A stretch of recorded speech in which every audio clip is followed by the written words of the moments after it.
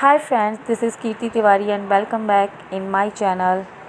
So friends, today topic is John Donne, यानी हम John Donne की पोइट्री पढ़ने वाले हैं. Go and catch a falling star. The poetry is based on woman inconstancy. Inconstancy यानी अविश्वसनीयता. एक्चुअली ये जॉन डन के पर्सनल व्यूज़ हैं, because he associated in London different womens. तो उन्होंने अपने जो पर्सनल एक्सपीरियंस हैं उनको उन्होंने अब कविता में उतारा है. John Donne is a 17th century writer. Okay, he consider the father of metaphysical poetry. Metaphysical यानी अध्यात्म के कवि उनको माना जाता है. Donne was born in 1573 and died in 1631. Okay, so let's start without waste our time. Friends, here I want to tell you a basic दो चीज़ें इसकी मैं बताना चाहती हूँ पोइम के बारे में. This poem was posthumously published, यानी उनकी डेथ के बाद पब्लिश हुई थी. यानी he was died in 1631 and this poem publish in 1633. Okay, the poem is divided into 3 stanza. Okay, so we read one by one. So let's start now. Go and catch a falling star. जाओ और एक टूटते हुए तारे को पकड़ के दिखाओ. Get with child a mandrake root. Mandrake root एक जड़ होती है फ्रेंड्स, जो कि इंसान की तरह दिखती है. तो ठीक है, वो इंसान की तरह दिखती है, लेकिन ये उससे बच्चा कैसे पैदा किया जा सकता है? तो सुन लो, एक बार फिर से देख लेते हैं इस पोइम को. ठीक है. Go and catch a falling star. जाओ, मुझे टूटता हुआ तारा पकड़ कर दिखाओ. Get with child a mandrake root, या फिर मैंड्रेक रूट के साथ बच्चा पैदा करके दिखाओ. जो कि मैंड्रेक रूट एक इंसान की तरह दिखने वाली रूट होती है. और ठीक है, एक्चुअली क्या है कि यहाँ पर जो पोएट है वो किसी शख्स से अपनी बातों को किसी शख्स से कह रहा है, जो कि वो सुन रहा है लेकिन वो कुछ बोल नहीं रहा है. तो ये एक फॉर्म होती है ड्रामेटिक मोनोलॉग, शायद आप जानते होंगे. लेकिन ड्रामेटिक मोनोलॉग की तरह ये उस फॉर्म में बात कर रहा है कि सामने कोई शख्स है, वो सुन रहा है बट बोल नहीं रहा है, और जॉन डन उससे अपनी बातें, अपने मन की बातें किए जा रहे हैं. उसको बोल रहे हैं कि तुम ये करके दिखाओ, मुझे वो करके दिखाओ. यानी कि वो एक सेवन उसको टास्क दे रहे हैं, एक इम्पॉसिबल टास्क दे रहे हैं कि तुम मुझे ये करके दिखाओ.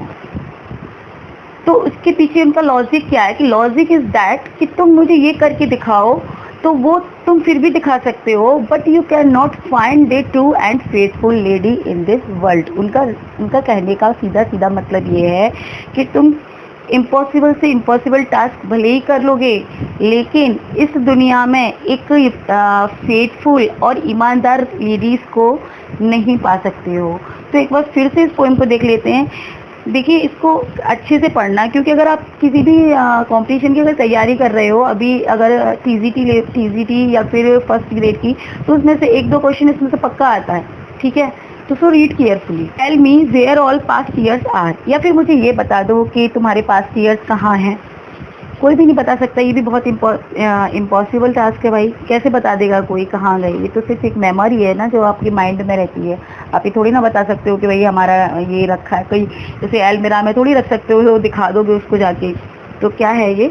इम्पॉसिबल टास्क है, सीधी सी बात है. और who cleft the devil's foot. या फिर मुझे ये बता दो यार, मतलब कुछ तो बता दो. इतने सारे टास्क हैं, इसमें से कोई ना कोई बता के दो उसको. कह रहा है या फिर मुझे ये बता दो who cleft the devil's foot. यानी कि डेविल्स का फुट किसने काटा था. यानी कि क्लेफ्ट मीन्स क्या होता है? क्लेफ्ट मीन्स क्या होता है? चीरना या काटना. ठीक है, पैर काटना. तो यहाँ पर क्या है कि जैसे हमारे हिंदुस्तान में क्या होता है, मतलब इंडिया में, कि जैसे एक जिंद होता है, उसके पैर पीछे उल्टे होते हैं और आगे उसका वो होता है. इस तरीके से पैर होते हैं ना हमारे इंडिया में. आप लोगों ने शायद सुना होगा कि कहानी वहानियों में सुना होगा. उसी तरह से क्रिश्चियनिटी के अंदर क्या होता है कि जो डेविल्स होता है, यानी कि वही जिन या भूत जो होता है, उसका जो पैर होता है वो बीच में से ना कटा हुआ होता है. तो भाई ठीक है, अब कौन बता देगा? ये बहुत ये भी बड़ा चैलेंजिंग टास्क है कि कोई भी नहीं जानता ये तो कि भाई किसने पैर काटा था, कि हमें पता थोड़ी ना. Teach me to hear mermaid singing. या फिर मुझे ये बता दो कि मरमेड सिंगिंग कैसे करती हैं, है ना।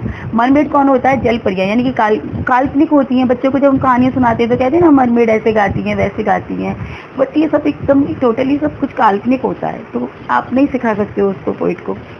और to keep off envy stinging, और to keep off envy stinging, ठीक है। एनवी स्टिंगिंग माने है, एनवी का मतलब है ईर्ष्या और स्टिंग माने ईर्ष्या का कष्ट। तो या फिर मुझे ये बता दो कि ईर्ष्या से कैसे बचा जाए। अब भाई जाहिर सी बात है कि कोई इंसान ईर्ष्या से नहीं बच सकता, क्योंकि ह्यूमन एक मतलब ह्यूमन जो माइंड है वो मतलब कैसा भी ले लो आप, वो कोई भी ऐसा नहीं हो सकता क्या वो मतलब एकदम फेयर सोच ले, वो कोई भी नहीं सोच सकता। कोई ना कोई जो ये एक ऐसा कष्ट है कि इससे आदमी बच नहीं सकता है। तो या फिर मुझे ये सिखा दो कि एनवी से कैसे बचा जाए, एनवी स्टिंगिंग, है ना। एंड फाइंड, या फिर ऐसा पता करो व्हाट विंड, कि विंड का रुख किधर है, किधर है। Serve to advance and honest man, जिससे एक ऑनेस्ट आदमी बनाया जा सके, यानी कि ऐसी हवा का पता लगाओ जिससे व्यक्ति जो होता है उसके मस्तिष्क को ईमानदार बनाया जा सके। अब भैया ऐसी कौन सी हवा आती है जिससे कि व्यक्ति का जो मस्तिष्क है वो ईमानदार बन जाएगा? ऐसी तो कोई हवा नहीं आती। तो ये हमारे 7 जो इम्पॉसिबल टास्क थे, ये थे जो जॉर्डन कह रहे हैं कि इनमें से कोई सा भी आप मुझे करके दिखाओ, लेकिन इनमें से कोई भी इम्पॉसिबल टास्क नहीं किया जा सकता है। उसी तरीके से वो उससे कंपेयर कर रहे हैं एक अनफेयर वोमेन, ठीक है, उसी तरीके से एक फेयर एंड फेथफुल वोमेन को इस दुनिया में नहीं पाया जा सकता है, ठीक है। अब हमारी नेक्स्ट स्टैंजा देखिए, ठीक है। यहाँ से सेकेंड स्टैंजा शुरू हो गई। If thou fees born to stand sides, अगर तुम स्टैंड साइड्स को देखने के लिए पैदा हुए हो। थिंग्स इनविजिबल टू सी, और इनविजिबल चीज़ों को देखने के लिए पैदा हुए हो। राइट 10,000 डेज एंड नाइट, तुम्हें क्या करना होगा? 10,000 दिन और रात चलना होगा। Till age snow white hairs on thee thou, और जब तक चलते रहना जब तक कि तुम्हारे बाल स्नो वाइट की तरह सफ़ेद ना हो जाएं। मतलब ये दूसरी स्टैंजा में वो कह रहा है कि अगर तुम्हें अजीब से दृश्य देखने का शौक है और बहुत ही आश्चर्यजनक चीज़ों को जो मतलब विजिबल ही नहीं है इस दुनिया में, और उन्हें देखने के लिए तुम पैदा हुए हो, तो तुम्हें क्या करना है कि जाओ 10,000 साल और दिनों तक चलते रहो। उनका मतलब क्या होता है कि वो 10,000 दिन और साल कितने होते हैं? 27 साल होते हैं टोटल मिला के।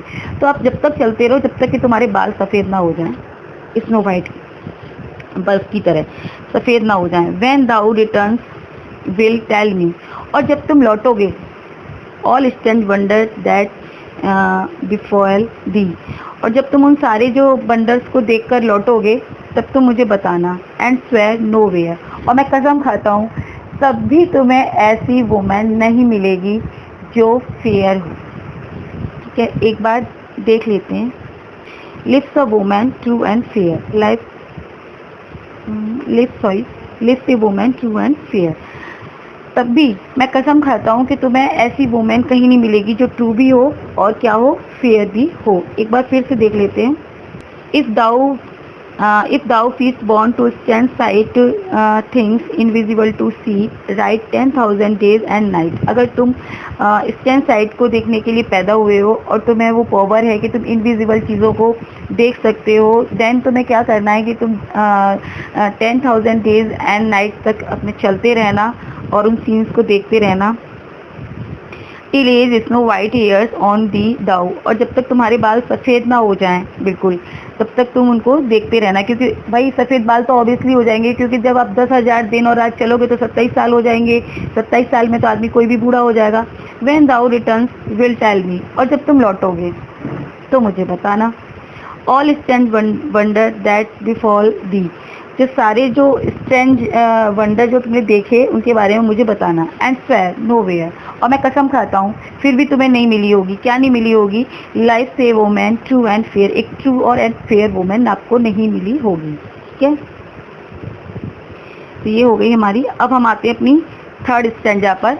If thou findest one tell me know, अब वो लास्ट में कह रहा है कि अगर तुम्हें चलो कोई एक आध ऐसी मिल भी गई सच ए पिलग्रिमेज इसका मतलब है धार्मिक यात्रा। बस स्वीट, तो चलो तुम्हें ऐसी कोई एक आध मिल भी गई, मैं मान लेता हूँ कि चलो इतना सारे तुम भाई 10-27 साल तक तुम इतना घूमोगे और इतना मतलब कुछ देखोगे, तो कहीं एक हो सकता है मिल भी जाए। तो वो जो जर्नी होगी तुम्हारी वो पिलग्रिमेज से कम नहीं होगी। Yet do not, I would not go, फिर भी मैं नहीं, मतलब मैं फिर भी वहाँ नहीं जाऊँगा। Though at next door we might meet, चाहे वो मेरे बगल में ही क्यों ना रहती हो, मैं उससे मिलने नहीं जाऊँगा। जॉन डन कह रहे हैं, though she were true when you meet her, क्योंकि चाहे भले ही जब तुम उससे मिले होगे तब वो ट्रू होगी। And last till you write your letter, और शायद वो जब तक भी ट्रू होगी जब तुम उसको अपना फर्स्ट लेटर लिखोगे। यट शी विल बी, है ना, वो तब तक ट्रू रहेगी जब तक तुम अपना उसको लास्ट या मतलब स्टार्टिंग करोगे, 1-2 लेटर लिखोगे, अपना प्यार मतलब अफेयर उससे चलाओगे, हो सकता है तब तक ट्रू रहे। फार सेर आई कम टू 2 और 3, लेकिन जब उससे मतलब यहाँ वो कह रहा है कि उससे पहले जब तुम वहाँ पहुँचोगे, यानी कि 2-3 लेटर तुम उसको और लिखोगे और फिर उसके पास जाओगे मिलने, उससे पहले कि वो क्या हो जाएगी, झूठी सिद्ध हो जाएगी। क्योंकि जब तक उसे 2 या 3 लवर्स मिल चुके हो गए। एक बार और देख लो इसको। If thou findest one tell me know, अगर चलो मान लिया कि तुम्हें कोई एक आध अच्छी मिल भी गई, इतना कुछ तुम घूमे, सच ए पिलग्रिमेज वर स्वीट, तो ये डेफिनेटली ये जर्नी है बहुत ज़्यादा पिलग्रिमेज से कम नहीं होगी। पिलग्रिमेज उसको क्यों कह रहा है, वो इसलिए कह रहा है इसको पिलग्रिमेज कि अगर वो ट्रू और ऑनेस्ट लेडीज़ को जब वो ढूंढ लेगा तो वो देवी होगी, वही देवी का रूप होगी, और जब वो देवी होगी तो वो जो स्थान जहाँ वो रहती होगी वो धर्म स्थान होगा, तो वो पिलग्रिमेज हो गया। तो वो कह रहा है कि जो अगर ऐसी लेडीज़ मिल गई तुम्हें, तो जो तुमने जर्नी की, इतने साल तुम घूमे, तो वो एक पिलग्रिमेज की तरह है, ठीक है। ये do not, I would not go, फिर भी मैं नहीं वहाँ जाऊँगा। Though at next door we might meet, वो चाहे मेरे बगल में ही क्यों ना रहती हो। Though she were true when you meet her, क्योंकि जब तुम उससे मिले थे, हो सकता है वो जब ट्रू होगी। And last till you write your letter, और शायद जब तक ट्रू होगी जब तुमने अपना लास्ट उसको लेटर लिखा होगा, जो अभी तुमने लिखा होगा पहला letter. Yes she will be, तब तक भी वो ट्रू रहेगी। फार एर आई कम 2 और 3, लेकिन जब तुम उसे दूसरा तीसरा लेटर लिखोगे तब तक उससे पहले, एर का मतलब है यहाँ पर पहले, तो वो क्या हो जाएगी, झूठी सिद्ध हो जाएगी, यानी कि उसको 2 या 3 उसके लवर्स मिल चुके होंगे। तो फ्रेंड्स, ये थी हमारी poem go and catch the falling star. उम्मीद है कि तुम्हें अच्छी लगी होगी ये poem. If you like my video please subscribe.